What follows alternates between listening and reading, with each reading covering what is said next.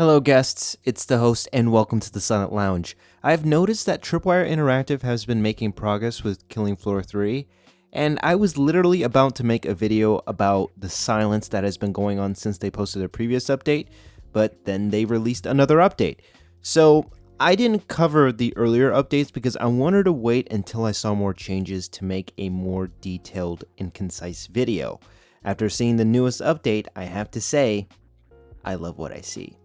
If you enjoyed this video, be sure to like it and subscribe if you enjoyed your stay at the Silent Lounge. Let's highlight Tripwire Interactive's previous updates up to this point. Tripwire has been posting updates on the new maps and how they plan to bring back the old school Killing Floor formula by incorporating the 4 Gs of Killing Floor: Gruel, Grime, Grunge, and Grit.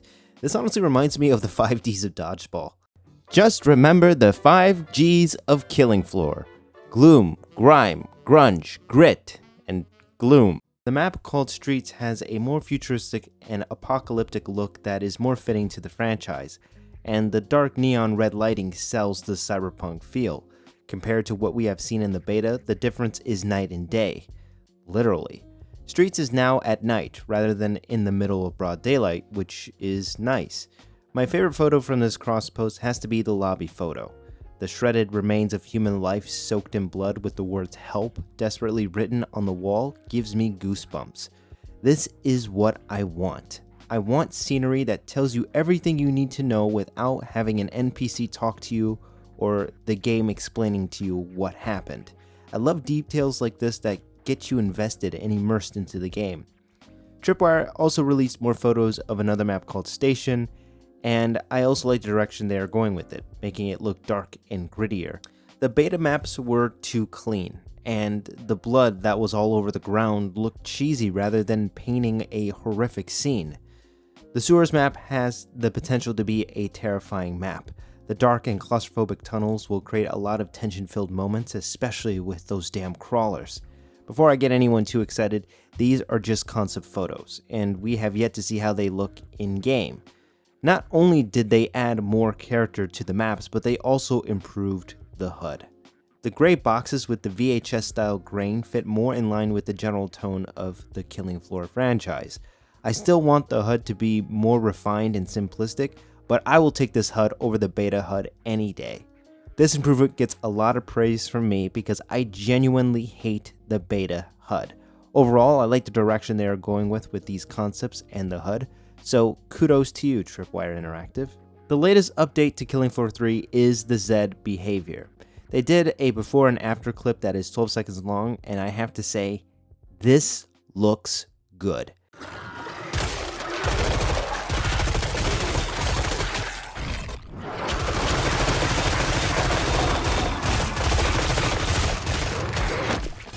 The enemy's movement look more fluid than before. Instead of them chasing you and then pausing, they are constantly lunging and swinging towards you. The environment change shines in the new footage, especially the low lighting adding more ambiance than the beta. The HUD looks fantastic. I'm going to continue to say that throughout this video, so get used to it. The HUD is not distracting, and it allows the player to focus on the environment and the enemies. I hope that there is an option to turn off the HUD for the people who want to be fully immersed, because that is what I normally do when I play Killing Floor. I like to be fully immersed, so I just turn off the HUD entirely. But this HUD as the standard default HUD looks really good, and I'm honestly stoked for it. So overall, I like these new changes to Killing Floor 3. However, Tripwire Interactive still has a long way to go. We have yet to see the improved gunplay, and hopefully they will redesign the characters to be more gritty to fit the tone and mood of the maps. I'm gonna be honest, if they're just going to improve the maps and not the characters, it's not really gonna make much of a difference, because it just doesn't really make sense that you're gonna make these maps darker and grittier and grungier, and yet the characters look like they were bought out of a gumball machine.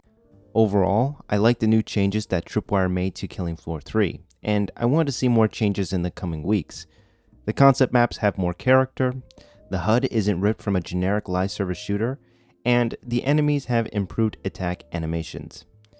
I am still anticipating what the improved gunplay will be like and if the characters will also get the 4 Gs to fit the tone of Killing Floor 3.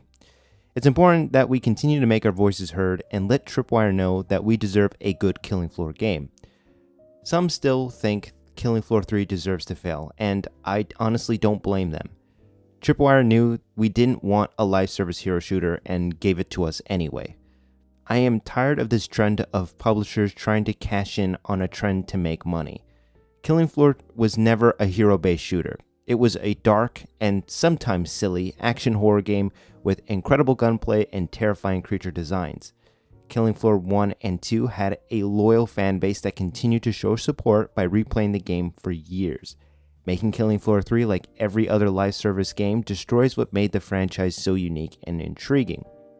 The Killing Floor 3 beta alienated fans, including me, because it differed from what the fans remember the franchise being. So many live service games fail because there are so many games like it. Games like Apex Legends and Fortnite have established audiences to which the devs have made content solely for their audience. It was clear to me that Tripwire didn't understand what made Killing Floor special and tried to inject it with modern gaming garbage in hopes that we would roll over and accept the changes. Although I don't support canceling a game, I believe Tripwire deserved the backlash. Hopefully we will get the changes we want and Killing Floor 3 will be redeemed. Anyways, that's all I have for today's video. If you enjoyed this video, give it a like and subscribe if you enjoyed your stay at the Silent Lounge.